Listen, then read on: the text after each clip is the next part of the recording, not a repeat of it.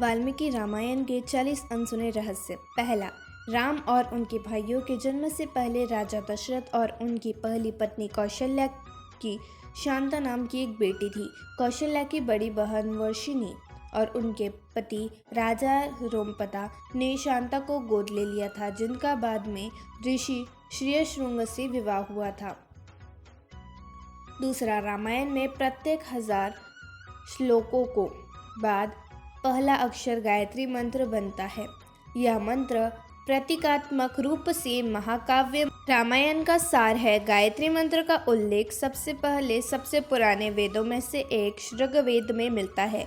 मूल वाल्मीकि रामायण में 24,000 श्लोक है। तीसरा, जब राम मैथिली आए तो वहाँ कोई स्वयंवर नहीं था, वह विश्वामित्र ही थे जिन्होंने मिथिला जाने से पहले राम से कहा था कि वहाँ रखा भगवान शिव का एक अशोक धनुष दिखाएंगे।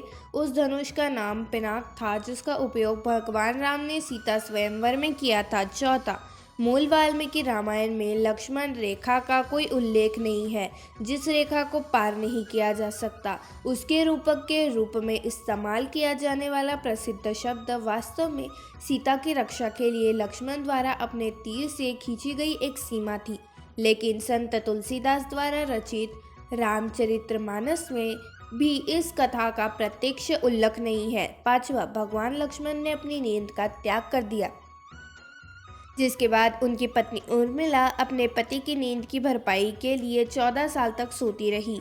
जब वे रावण को हराने के बाद अयोध्या लौटे तो देवी निंद्रा तुरंत लक्ष्मण के सामने प्रकट हुई और जब वह सो गए तो उर्मिला जाग गई।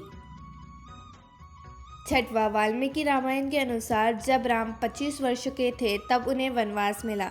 वह अयोध्या लौटे और 29 वर्ष की आयु में उनका राज्याभिषेक हुआ।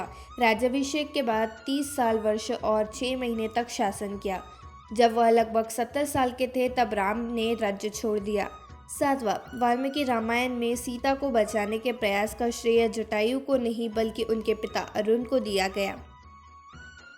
आठवां, वाल्मीकि जी ने बताया कि धर्म के अनुसार जीवन जीने वाले महाराज के लिए एक दिन एक वर्ष के बराबर होता है। वर्ष के 360 दिनों को 30 दिनों के 12 महीनों से मिलाकर बनाने पर काव्यगत रूप में 11,000 वर्ष हमें वास्तविक वर्षों का उल्लेख होता है। नौवां, शूर्पणखा ने अपने पति की हत्या के लिए रावण को मृत्यु का श्राप दिया था। शूर्पणखा का पति राक्षस राजा कालकेय का सेनापति खग्य, जिसका वध रावण ने अपने विश्व विजय अभियान के दौरान कर दिया था।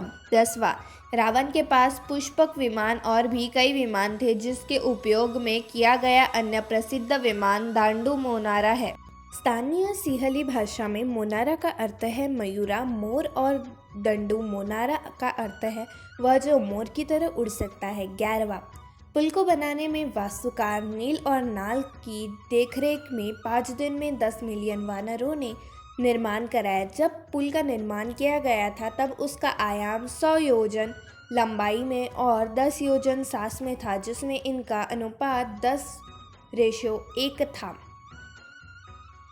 12वां, वाल्मीकि के अनुसार कौशल्या ने कहा था, यदि तुम्हारे पति ने ही तुम्हें निर्वासित किया है तो मैं उन्हें अस्वीकार कर सकती हूँ, क्योंकि पुराने दिनों में रानियों को राजा के आदेश को पलटने का अधिकार था। और ये भी कहा था, लेकिन अगर कैकेयी ने ही आदेश दिया है तो तुम्हें जाना ही होगा। निश्चित रूप से वह आपके सर्वोत्तम हित को ध्यान में रखेगी। 13वां, राम को ब्राह्मणवत परिष्टम अर्थात ब्राह्मण रावण की हत्या का प्रायश्चित करना पड़ा। इसलिए अपने राज्याभिषेक के बाद वह एक विद्वान रावण को मारने का प्रायश्चित करने के लिए अपने भाई के साथ देवप्रयाग गए। देवप्रयाग भारत के उत्तरी भाग उज्जैन में है। 14वां, मंदोदरी रावण की पत्नी थी। वह महान वास्तुकार, गणितज्ञ, खगोल शास्त्री और कुशल इंजीनियर प्रसिद्ध मयासुर की बेटी थी। मंदोदरा को भारत की प्रतिष्ठित पंचकन्याओं में से एक माना गया है। वह है असल्या, सीता, मंदोदरी, द्रौपदी और तारा। 15वां, महर्षि वाल्मीकि ने महाग्रंथ रामायण की रचना उत्तर प्रदेश के बिठूर कस्बे में गंगा जी के किनारे स्थित अपने आश्रम में की है। ऐसा माना जाता है कि वह वही स्थान है जहां माता सीता ने समाधि ली थी और धरती में समा गई थी। वाल्मीकि रामायण का यह महान महाकाव्य शोक नामक छतबंदर दोहों से बना है, जिसमें अनुष्ठ नामक का एक जटिला छंद है। सर्गों को फिर से कांड नामक अध्यायों में वर्गीकृत किया गया है। 17वां, देवी लक्ष्मी की स्वरूपा सीता को वैदेही के नाम से भी जाना जाता है। उन्हें वेदवती का अवतार भी माना जाता है, जिनसे रावण ने तपस्या के दौरान छेड़छाड़ करने की कोशिश की ताकि वह भगवान विष्णु की पत्नी बन सके। तब उन्होंने रावण को श्राप दिया कि वह अगले जन्म में उसके विनाश का कारण बनेगी। 18वां, राम के वनवास के दौरान लक्ष्मण कभी नहीं सोए। उन्हें गुड़ाकेश के नाम से भी जाना जाता है, जिसकी अर्थ है जिसने नींद को हरा दिया है। 19वां, लक्ष्मण ने रावण के 3 पुत्रों का वध किया, जबकि उनके द्वारा मेघनाद का वध अधिक प्रचलित है। रावण के अन्य पुत्र प्रहस्त और अतिकाय थे। 20वां, लक्ष्मण शत्रुघ्न के जुड़ाव भाई थे। उनकी माता सुमित्रा थी। 21वां, जामवंत की रचना ब्रह्मा ने रावण के विरुद्ध संघर्ष में राम की सहायता के लिए की थी। रावण के साथ द्वंद्व युद्ध के दौरान उन्होंने रावण का प्रहार किया और रावण बेहोश हो गए। उन्होंने हनुमान जी को उनकी शक्ति की भी याद दिलाई। 22वां, वाल्मीकि ने रावण को ही हराया था। जब एक बार रावण ने बोली को युद्ध के लिए बुलाया, उन्होंने रावण को अपनी पूंछ में पकड़ लिया और उसे संपूर्ण विश्व में घुमाया। विनम्र होकर रावण ने युद्ध विराम का आह्वान किया। 23वां, शत्रुघ्न को विष्णु के शंख का अवतार माना जाता है। शत्रुघ्न का विवाह राजा कुशवंध्वज की पुत्री श्रुतकृति से हुआ था।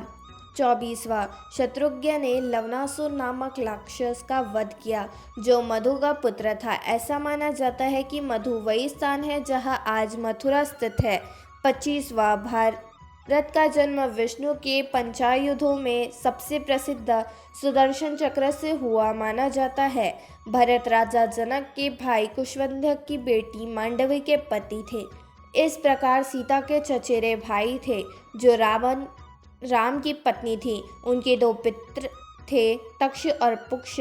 इसका प्रकार रामायण में सभी भाइयों के पास जुड़ी हुई है। 26वां, रावण के दादा पुलत्सत्य थे, जो 7 महान ऋषियों का सप्तऋषि में से एक थे। उनके पिता स्वयं एक महान ऋषि विश्वा थे। इसी रावण हत्या कहा जाता है। उनकी माता दैत्यों की राजकुमारी थी। उनका नाम कैकसी था। कैकसी के पिता सुमाली थे। रावण आधा ब्राह्मण और आधा असुर था। 27वां, कैकसी के माता पिता सुमालु और कैतुमती ने विश्वा की योग शक्तियों के बारे में सुना। ये विश्वा को अपना दामाद बनाना चाहते थे ताकि उनकी शक्तियाँ बढ़ सके। उन्होंने विश्वा और कैकसी को मुलाकात कराई। बाद में विश्वा और कैकसी 5 बच्चों के माता पिता बने: कुबेर, रावण, कुंभकर्ण, शूर्पणखा और विभीषण। 28वां, कुंभकर्ण को धर्मात्मा, बुद्धिमान और बहादुर माना जाता है, जिससे इंद्र इससे ईर्ष्या करते थे। अपने भाइयों रावण और विभीषण के साथ उन्होंने भगवान ब्रह्मा के लिए एक प्रमुख यज्ञ और तपस्या की। जब ब्राह्मण से वरदान मांगने का समय आया तो देवी सरस्वती ने उनकी जीभ को बांध दिया। इंद्र के अनुरोध पर कार्य करते हुए इसलिए इंद्र का आसन मांगने के बजाय उन्होंने निंद्रासन, सोने के लिए बिस्तर मांगा। 29वां, कुंभकर्ण के 2 पुत्र कुंभ और निकुंभ थे। वे भी राम के विरुद्ध युद्ध में लड़े और मारे गए। 30वां, श्री राम की मां कौशल्या कौशल देश की राजकुमारी थी।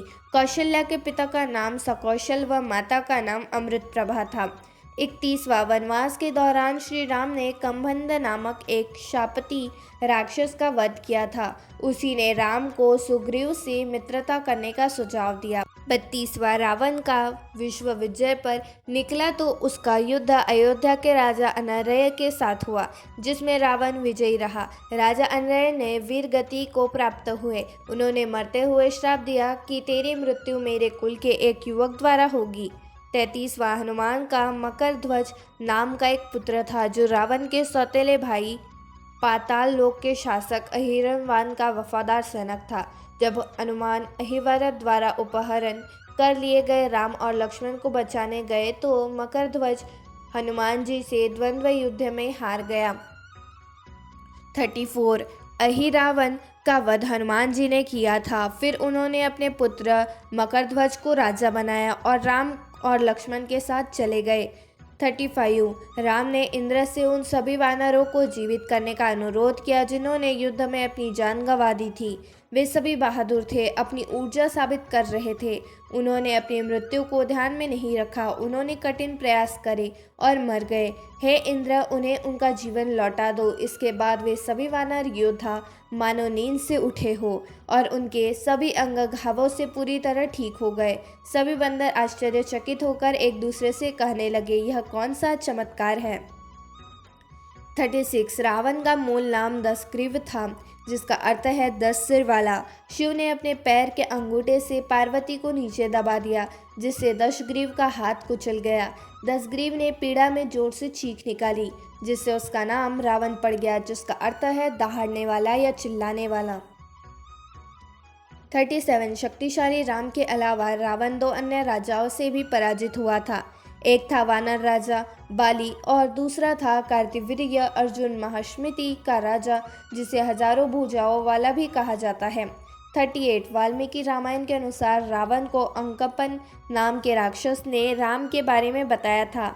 वह उस युद्ध में जीवित बचा एकमात्र व्यक्ति था, जिसमें राम ने 48 मिनट में रावण के 14,000 राक्षसों को मार डाला था, जिसमें उनके चचेरे भाई खर और दूषण भी शामिल थे। 39 राम और रावण के बीच अंतिम युद्ध में रावण के सारथी ने देखा कि उनका राजा चल रहे द्वंद्व के कारण थक गया है। अपने स्वामी को कुछ राहत देने के लिए उसने रथ को युद्ध के मैदान से दूर भगा दिया। रावण युद्ध से भागते हुए सारथी पर क्रोधित था, क्योंकि उसने उसे कायर की तरह दिखाया था। सारथी ने शांति से कहा कि वह चाहता था कि लंका के स्वामी के प्रति अपनी वफादारी का आश्वासन देते हुए पूरी तरह से सक्रिय होकर कार्रवाई में वापस आने से पहले रावण स्वस्थ हो जाए और युद्ध के मैदान में वापस ले जाने का आदेश दिया। 40वां भगवान राम ने पृथ्वी पर अपने कर्तव्यों को पूरा करने के बाद वैकुंठ लौटने की इच्छा व्यक्त की, लेकिन हनुमान ने मृत्यु के देवता को राम से मिलने की अनुमति नहीं दी। हनुमान का ध्यान राम की अंगूठी लाने में लग गया, जिससे उन्होंने पाताल में फेंक दिया था। यम इस शर्त पर आने के लिए सहमत हुए कि उनकी बातचीत गोपनीय होनी चाहिए। जो कोई भी कमरे में प्रवेश करेगा उसे मौत की सजा दी जाएगी। इसलिए राम ने लक्ष्मण को कमरे की सुरक्षा का जिम्मा सौंपा, लेकिन ऋषि दुर्वासा राम से मिलने आए। प्रारंभ में लक्ष्मण ने विनम्रता पूर्वक मना कर दिया, लेकिन अयोध्या को शाप देने की धमकी मिलने के बाद लक्ष्मण ने बैठक को बाधित करने का फैसला किया। राम के वचन को पूरा करने के लिए लक्ष्मण ने सरयू नदी के तट पर अपने प्राण त्याग दिए। राम की मृत्यु से पहले लक्ष्मण की मृत्यु हो गई, क्योंकि वह शेषनाग के अवतार थे। उन्हें विष्णु से पहले वैकुंठ लौटना पड़ा। धन्यवाद।